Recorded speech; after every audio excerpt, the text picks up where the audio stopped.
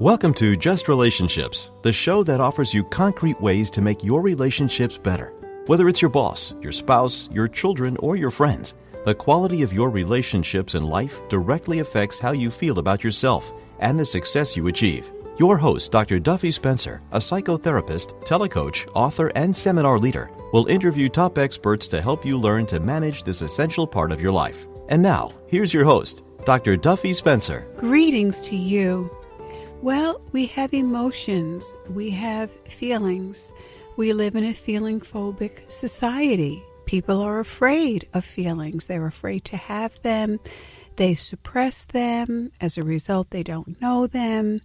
Then we have emotional leakage, and sometimes we have emotional implosion, and sometimes we have emotional explosion, and sometimes it can get so bad that people actually don't want to live anymore. So we have a serious show today, and it's about suicide prevention and all that goes into despair, and what Dr. Bradley Nelson, the author of the Emotion Code, calls the heart wall. People build a heart wall, and this is a dangerous thing to do. We want to look at trapped emotions, how they cause physical pain and malfunction, as well as, again, how to be aware of your emotions and figure out ways to express them constructively. So welcome, Dr. Bradley Nelson. Welcome back to Just Relationships. Well, thank you, Dr. Duffy. I am thrilled to be back. Thank you so much, Dr. Brad. So where do you want to start with this very profound subject? Well, I think where we probably should start is with the heart itself, because my experience has been that everyone I have worked on who has suffered from severe depression has always had emotional energy blocking their heart. Now, to understand the importance of the heart, we really have to go back to the ancient societies of the world who believed that the heart was the seat of the soul and the source of love and creativity and the source of romance and the core of our being. Now, in the West, we've never really paid much attention to those ancient societies' ideas about the heart. Although on Valentine's Day, if you're lucky, somebody will give you a heart-shaped box of chocolates or something good. And that's how far back those ideas about the heart being connected to romance go back thousands of years. And what's really fascinating is that those ideas about the heart are universal to all cultures in the world. So it's really quite interesting. Well, back in the 1960s, you remember maybe Dr. Christian Barnard started doing the first heart transplant, right? Mm-hmm. Well, it didn't take too long before people started coming back in after having a heart transplant and relating strange things, such as they would say things like their taste in music or their taste in sports or their taste in food had completely changed from what it was before the transplant had happened. Or sometimes they would relate that their handwriting had totally changed. And sometimes they would have memories of being in places that they never in their lives had been to before. And in every case, when the transplant recipient was connected with the family of the heart donor, in every case they found that there was a connection, that the heart somehow was still holding on to those memories, those loves and affinities. And they'd find out, well, yes, that's amazing. Your handwriting now, that's our son's handwriting that you have. How is that even possible? Or, yes, our daughter was a concert violinist, and that must be why you now love classical music where you never did before. And those passages that you're listening to over and over, those are her favorite passages. Or our son loved baseball, and now you love baseball, and you never did before, but how weird is that? And so there are whole books written about this. It's called cellular memory. And what we have found is that when we feel like our heart is going to break, when we're really being deeply hurt, or we are really grieved about something, a relationship is dying, or someone actually is dying, or has died, you can feel like your heart is literally breaking. And that word, heartbreak, is also universal in every language around the world.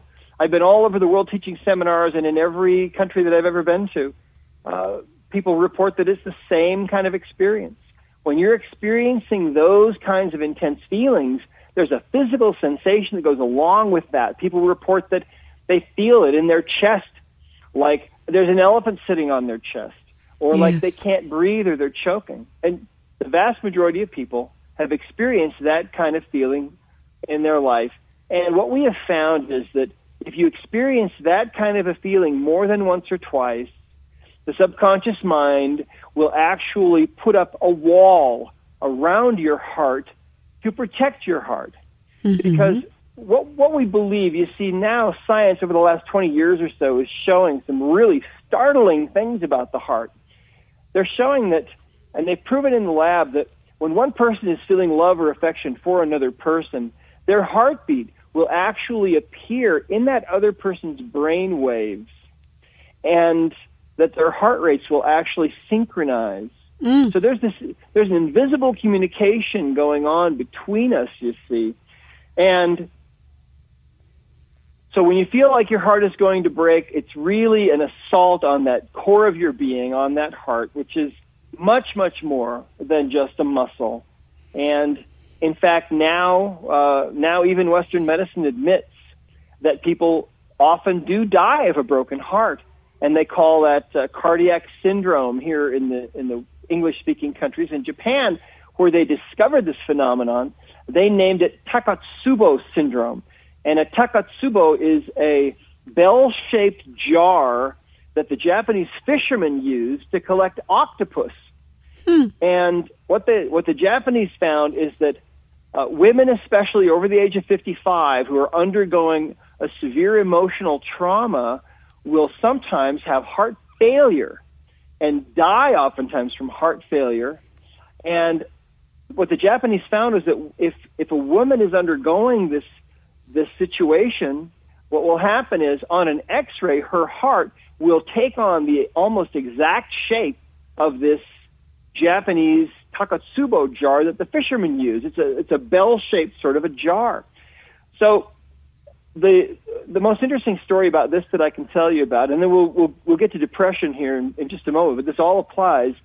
Doug Flutie, who played from Boston, who played football, famous football player back, I think, from the 70s and 80s. Recently, a year or so ago, maybe 2 years ago, his father passed away.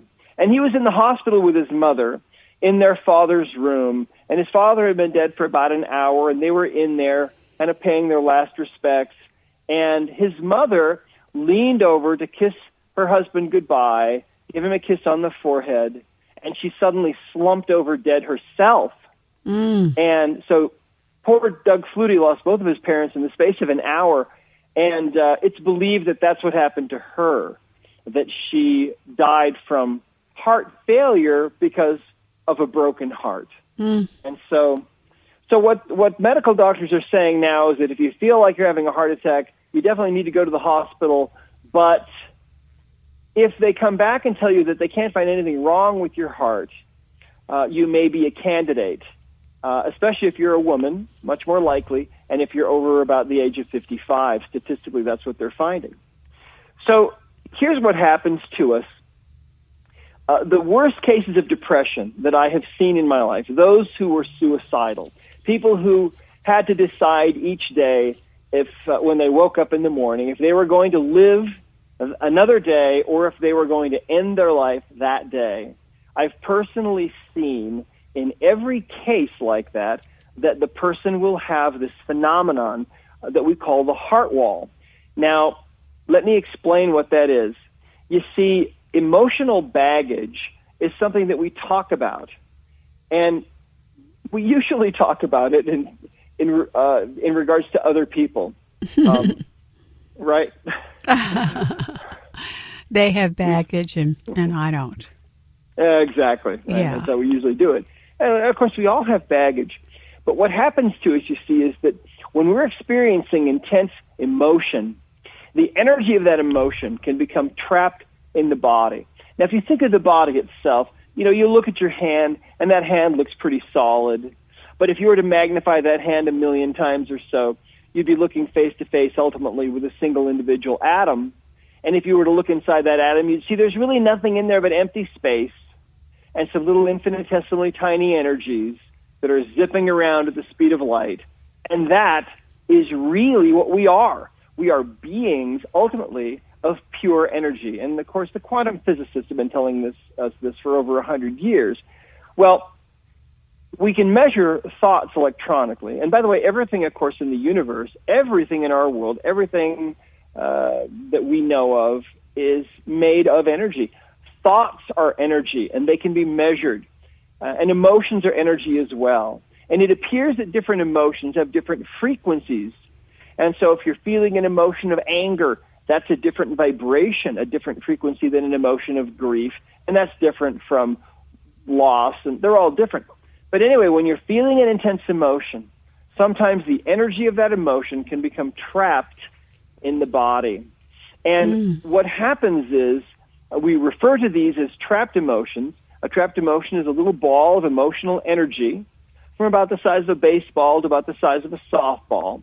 And what these things do, these trapped emotions, literally our emotional baggage, is they distort the normal energy field of the body, and they interfere with our body's ability to really be totally healthy. And every disease process that we have seen in the last 30 years has had emotional baggage as an underlying component. And 90% of all the physical pain that people have is actually due to trapped emotions. And so what happens the is... Physical pain. The physical pain you're referring to, Dr. Bradley Nelson. Yes, absolutely. Wow, the physical pain has to do with trapped emotions. Yes. Yes. And in fact, but it also tends to create other problems for us because every disease process that we've seen in the last 30 years now, and we have practitioners working now in 77 countries, we're all seeing the same thing, that every disease process that human beings suffer from has an emotional component. And that emotional component is literally this emotional baggage, these trapped emotional energies that you might have picked up when you were crying yourself to sleep at night in junior high, or when you were going through your divorce or your breakup in high school, or when you were being abused as a child, or whatever it might be. Well, these trapped emotions lodge in the body, and they tend to stay where they lodge, and they can lodge anywhere. But when you feel like your heart is going to break, what the subconscious mind will do is it will move those energies to the heart area, and it will try to build a wall, an energy wall, literally, made from layers of this emotional baggage. And we refer to this as a heart wall. And the fascinating thing about this is that the most severe cases of depression that I've seen in my life, the people who were suicidal, always have this phenomenon going on, this heart wall phenomenon. And when those emotional energies are released from that wall and that wall is taken down, oftentimes, more often than not, that severe depression lifts. It's a fascinating and amazing thing. And we're finding this to be consistent all over the world. Now, this is a completely different approach from taking medication to deal with depression. Yes. And that may be a great temporary solution for some people, but not a very good long-term solution. So it's a fascinating thing, but the heart really truly is, I believe, what the ancient societies believed it to be. It is the seat of the soul, the source of love and creativity and romance, and I believe it really truly is the core of our being. Another fascinating thing that happens, well, actually, let me share a story with you that I think will illustrate the next aspect